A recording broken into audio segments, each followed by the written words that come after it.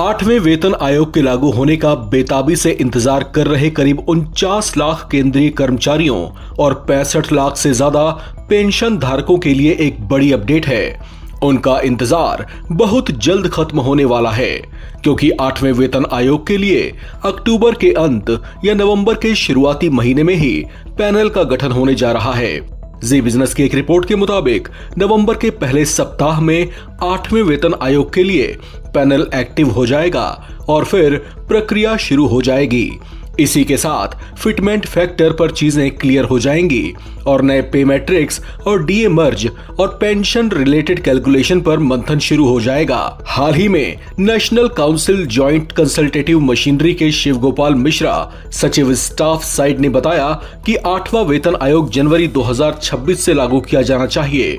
देश के करीब 49 लाख केंद्रीय सरकारी कर्मचारी और लगभग 65 लाख पेंशनर्स 8वें वेतन आयोग के लागू होने का इंतजार कर रहे हैं। इसे लेकर मोदी कैबिनेट आयोग के गठन को मंजूरी दे चुकी है। इस आयोग के गठन का उद्देश्य कर्मचारियों के सैलरी स्ट्रक्चर और पेंशन लाभों की समीक्षा करना है। संसद के मॉनसून सत्र में ही केंद्र सरकार ने यह स्पष्ट कर दिया था कि वेतन में होने वाले बदलाव की प्रक्रिया की शुरुआत तभी होगी जब इस संबंध में गठित आयोग की सिफारिशों को स्वीकार कर लिया जाएगा। इस संबंध में अभी किसी तारीख का ऐलान तो नहीं किया गया, लेकिन आर्थिक विशेषज्ञों का मानना है कि 8वें वेतन आयोग के लागू होने के संभावित समय जनवरी 2026 में कुछ विलंब हो सकता है। कुछ विशेषज्ञों का यह भी कहना है कि 8वां वेतन आयोग अप्रैल 2026 से लागू हो सकता है। बहरहाल इसके लागू होने की तारीख बेशक थोड़ी आगे पीछे हो, लेकिन केंद्रीय कर्मचारियों की नजरें इस बात पर टिकी हैं कि इसमें फिटमेंट फैक्टर कितना होगा, क्योंकि यही फिटमेंट फैक्टर उनकी सैलरी का आधार बनेगा। इससे केंद्रीय कर्मचारियों के वेतन में बढ़ोतरी और भत्तों में बढ़ोतरी जैसे फायदे होंगे।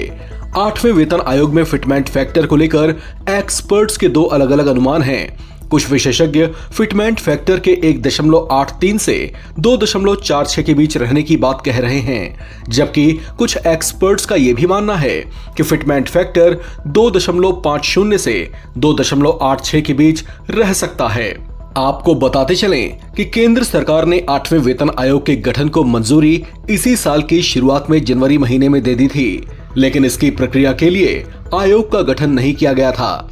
लेकिन अब संभावनाएं जताई जा रही हैं कि अक्टूबर महीने के अंतिम सप्ताह या नवंबर के पहले सप्ताह में आयोग का गठन हो सकता है, जिसके बाद आगे की प्रक्रिया शुरू होगी और संभावित तौर से जनवरी 2026 से या फिर थोड़े विलंब से इसका लाभ लाखों केंद्रीय कर्मचारियों को मिलना शुरू हो सकता है।